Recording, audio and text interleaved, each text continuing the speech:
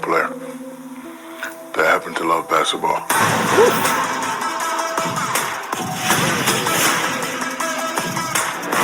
The big Aristotle. I like to tell people jokingly that I am the reason that big guys do not want to play in the paint anymore. Facts. Before I fell in love with Magic Johnson, Larry Bird, Too Tall Jones, and Mean Joe Green was my guy. So when I came to the game, I realized that I was good, but I wasn't that good. Honestly, I was okay, fundamentally sound, but I had to create a niche. So my niche in high school, I was taller than everybody. Okay? My niche in college was long, athletic. Wasn't really a lot of long and athletic guys. Big guys were hot at the time. Maybe you can be the first pick. There's two other guys, Alonzo Mourning and Christian Laettner. Now when I get to the NBA, like damn, David Robinson runs faster. Yep. Patrick Ewing shoots better. Yep. Hakeem Olajuwon has all the moves. I'm stronger. Yep. Let me beat these guys up. Let me beef up. I saw guys stay away from battling me. The game plan would be, we got to bring Shaq out. It's hard to play down there because when you're that big, you don't get calls, right? People always used to say, Shaq, you take a beating. Yep. Wasn't a beating. I loved it. Yep. I love physicality. There you go. Football, that's what we do. Yep. If I didn't take a beating, I didn't feel like I was playing hard enough. Yep. The beating that I took was a sign of respect that you couldn't stop me. Yes. I didn't get a lot of calls. Preach. And used to complain all the time. But one thing I love about David Stern is he was real. So we go in his office one day, because I'm at the end, and I'm letting him know, Mr. Stern, next time somebody hack a Shaq me, I don't mind taking 15, 20 games. And he says, son, if we call every foul that was committed on you, the game will last 4 hours. And I thought about it, like, you're right. And he said, Shaq, you're over here complaining about fouling. I got 2018s complaining about you. Whoosh. And I thought about it, I was like, and I'm all about the game. Yep. I don't want to shoot 100 free throws anyway. I don't want to read Shaq 20 out of 100. I don't want to, let's just play. And then I said to myself, okay, I'm not getting the calls. You being honest. If I could withstand that and play through that, I'll be unstoppable. So I had to program myself not to really worry about it. But the more physical I became, I just seen all these other centers do this. Like cockroaches. They just slowly keep doing that, keep doing that, keep doing that. And now, 15, 20 years later, you got guys shooting threes. It's cute. It's not something I would do. And somebody asked me the other day, oh, Shaq couldn't play today. Bullshit. But you're not paying attention. Exactly. I am playing today. He is. My name is Greek Freak. Freak. Yeah, right. I was the first big guy to take it coast to coast. Yep. Oh, you don't remember? Check this play out. Greek Freak plays just like fucking Shaq. For real. Just leaner and a little more athletic. But I play just like Greek Freak. Take it off the glass. High percentage shots. Yep. High percentage shots. Yep. I shoot a three every now and then, so I would actually love to play in this game. It's less physical. Yep. I would bring a little bit more physicality. Yep. I would bring my length. I would bring my athleticness, and I'd be Greek Freak. More dominant. So before you say Shaq can't play in this era today, bullshit. I'm already playing. Exactly. My name is Giannis Antetokounmpo. However you He pronounce didn't even say it right. So when you watch the game today, all the centers But that are it's the playing, truth, though. is there one that you version. say, well, he could dominate in the post? It's one or two guys I think that if they put their mind and effort to it, they could dominate in the post. Okay. Tell me, one is a New Jersey native, goes by the name of Carl Anthony Towns. He's lazy as fuck, though. He's fundamentally sound. He is. He's long. He don't use his physicality, though. The advantage he has is they're not going to double team you, so you're down there one-on-one. That's true. But he don't use his physicality. The other guy is Joel Embiid. Yes, that dude right there. Bigger, beefier. Borderline Hakeem Olajuwon. You should be able to punish down there. But he don't punish him. But these guys like shooting jumpers. Yes, it's pretty, but it's cute. At the center position, you're supposed to be the most efficient piece on the floor.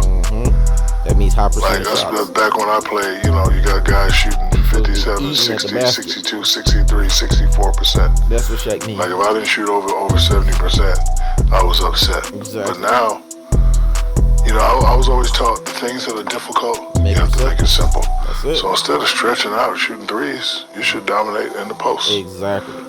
Joker is a guy that could do work in the post. I don't think he can be dominant, but he can be effective. Still too fucking pretty. So they're not in part because all the analytics guys from those respective teams are telling them this is no longer a high percentage shot. What do you say to those guys? If you got a skilled guy like me playing in the post, can't tell me it's not a high percentage shot. Yep. Right now you got a lot of unskilled guys trying to play the post. Facts. Who don't like taking the contact, and they looking like which makes the analytic numbers sound about right. Mm-hmm. And then if you already don't want to feel the contact and you're looking at something that's in your favor, it's just going to push you out even more. Facts. But it's not true. Analytics are numbers and stats and all that, but they can be broken. Yep. And they could be broken by something called adrenaline. Yep. Adrenaline is like they always used to say, don't let Shaq go middle. But if it's playoff time, I'm going to fake middle and go baseline. And I'm going to kill you that way. Or every time Shaq turns back over the right shoulder, he's 40%. Not today. This is playoffs. Oh, you foul Shaq today. You know, foul him, he's shooting 60%. But how many times have they tried that in the final? Yep. It's the one factor that can always break analytics is adrenaline. He's talking about intangibles. So, you know, he shoots 2 or 10 from here, but some guys, when they get it going, they just get it going. It ain't nothing you can do about it. Analytics. My contention is if a big man comes in and wants to dominate, he can dominate. Yep. And easily. Easily. Because we have shifted away from physicality and shifted away from all that. Teams don't know how to play anymore. Like right now, teams are switching 1 to 5. I wish Spud Webb would have switched out on me. I wish Doc Rivers would have switched out on me. It'd be over. So if you get another guy that comes in, it'll be like it was back in the old days. It'll be one guy that you got to change your defenses for. Yep. But he would have to be like so dominant because, you know, he'd have to average. You'd have to be like Greek Freak, but in the post. See, Greek Freak is averaging 28. His 28 is this. Yep. If you get a guy that just stays in that area and does that, then the game will start to shift back. But Kenny Smith said something one time, and it made a lot of sense. He said that all the players that you're watching now, we were products of their environment. Exactly. And it was true. Because when I was coming up, big guys didn't shoot jumpers. Nope. I watch Ewing. And I watch all these guys, Kareem. We never shot jumpers, right? So then I'm pushing all these guys and beating all these guys out, and here comes Dirk and Garnett and all these guys. Now you got the guys watching them, and they're saying, I can't do what Shaq do. I can do what he do. Yep. And they go outside and practice that. Yep. And then you got a couple guys that like the physicality, and they watch me. Yep. Like I wasn't watching David Robinson. I'm not that skilled. I'm not.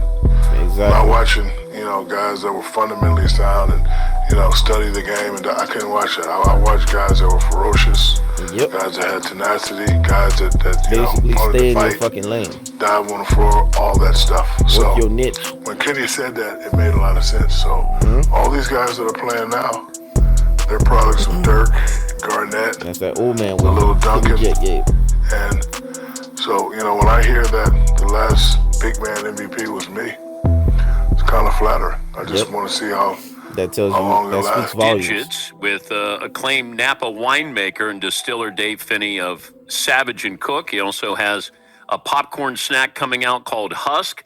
Has a memoir called Unguarded. That's coming out later on this fall. He's a mogul. He's Scottie Pippen on the program. Scottie, how are you? I'm great, Dan. It's a pleasure to be here with you. I'm trying to think the last time we spoke. Probably 6 years ago. You're making some headlines here, Scottie. Dan, I'm always making headlines. I need to keep my mouth closed. Is there anything that you want to clarify, put in context from the GQ order? Range Robin gone wrong. Fuck up.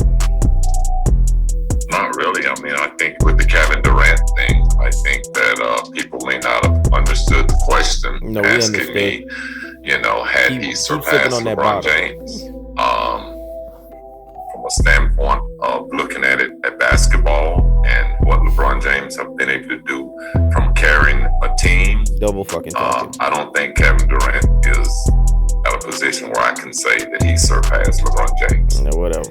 Yeah, and you're just being an analyst here looking at this. It didn't feel personal, but it felt like Kevin took it personally. Is that how you kind of assess that? After a Batman. Yeah, and that's kind of how Kevin takes anything, unless you're praising him and pushing him up. You see, that sounds like some bitter Michael Jordan unleft drama. In any way belittle him. I think he's a very talented player. He's shown that.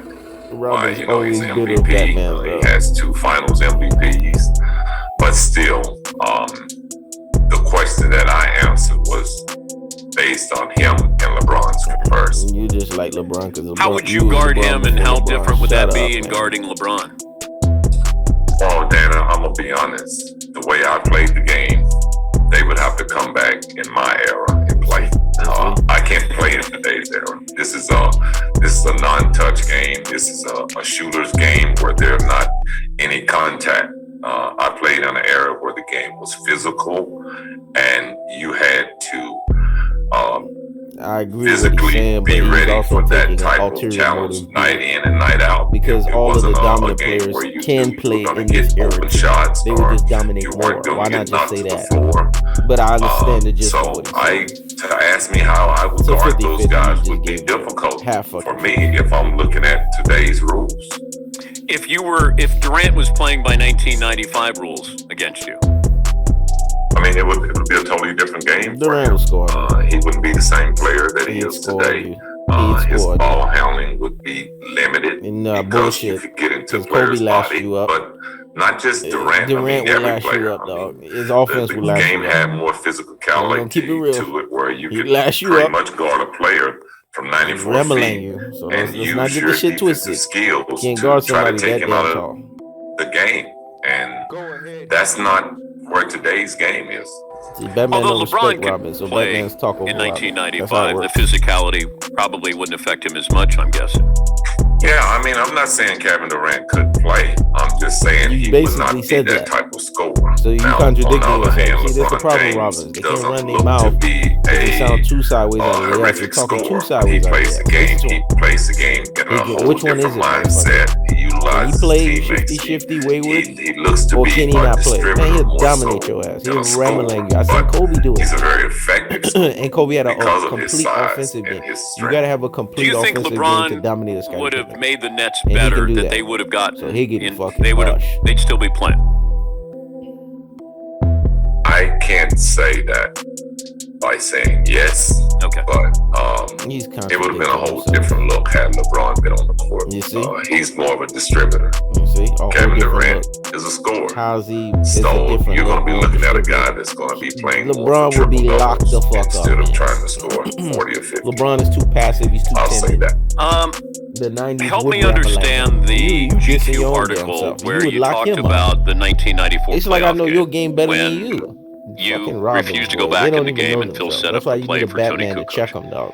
Well, I mean, there's not much to be said. If you go back and look at when Scottie Pippen entered the Bulls and when Tony Kukoc entered the Bulls, and who deserved the last shot of the game. No, I understand that, Scotty. I'm just going by what you said. You said you need to read between the fine lines. You had some moments, and then you go on to say it was a racial move to give him, Tony Kukoc, a rod. So, I mean, if you knew that Scottie Pippen had been with the Bulls from '87, battled through the Pistons, he was LeBron before LeBron, and every other team that we had to get to those 3 championships, wouldn't you give Scottie Pippen one opportunity to get a last-second shot without Michael Jordan? Fucking opportunities. Like 1 year without Michael Jordan.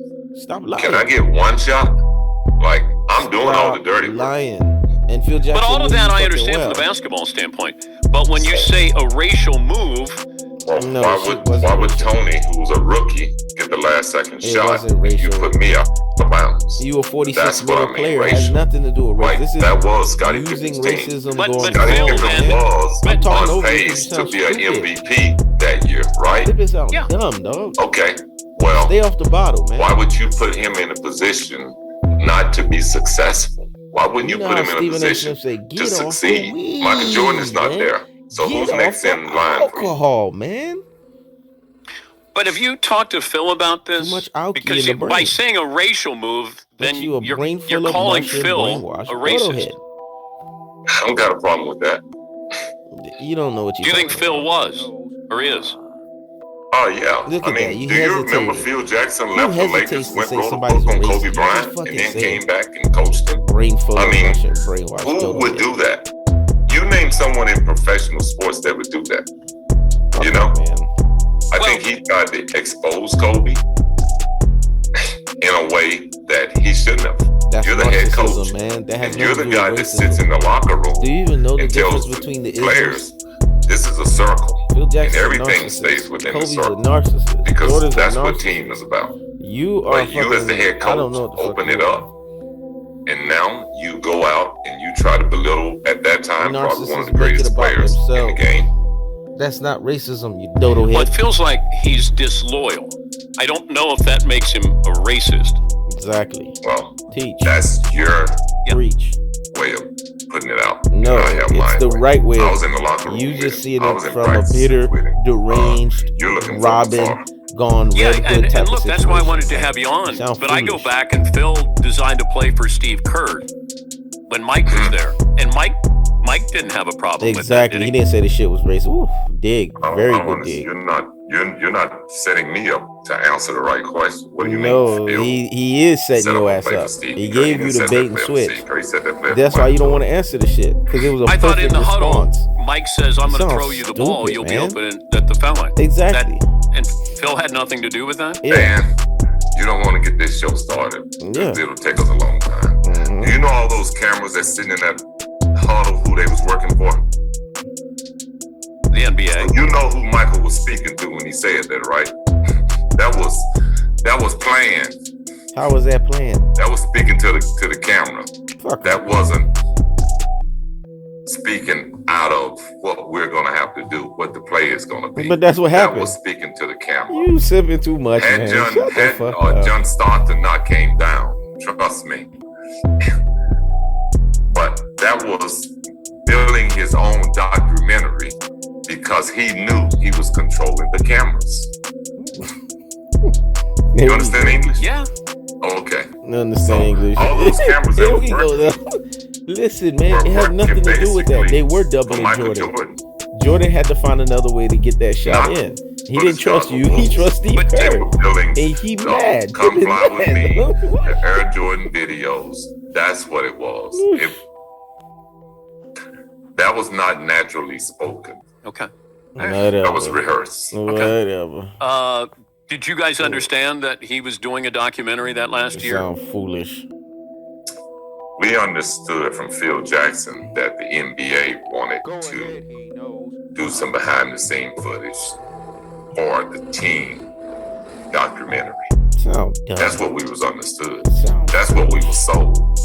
But that wasn't how it all went. But when you cash that fucking check, what happened then? Fuck up, man. Fuck up, man.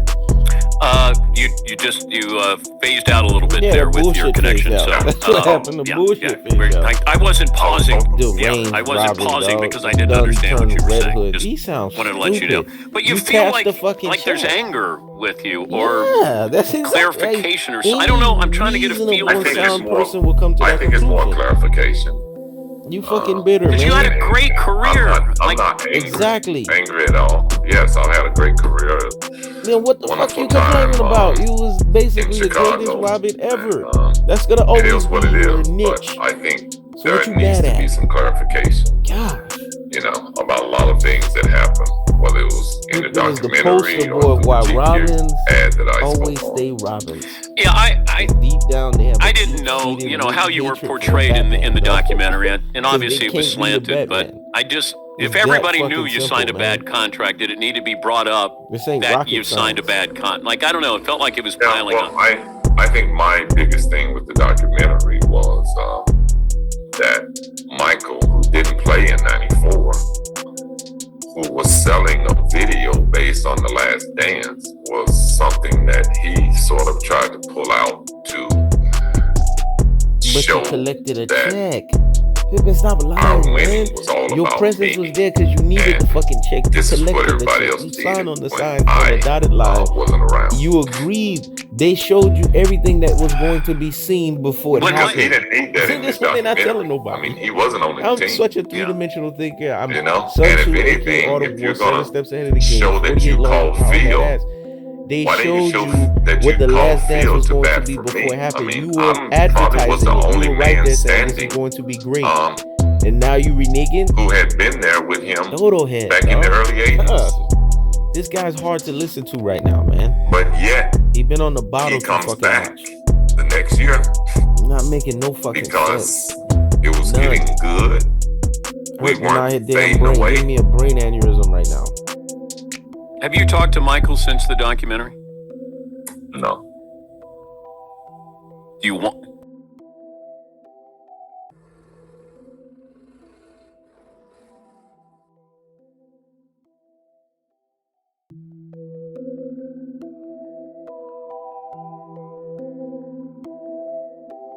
Go ahead, he knows.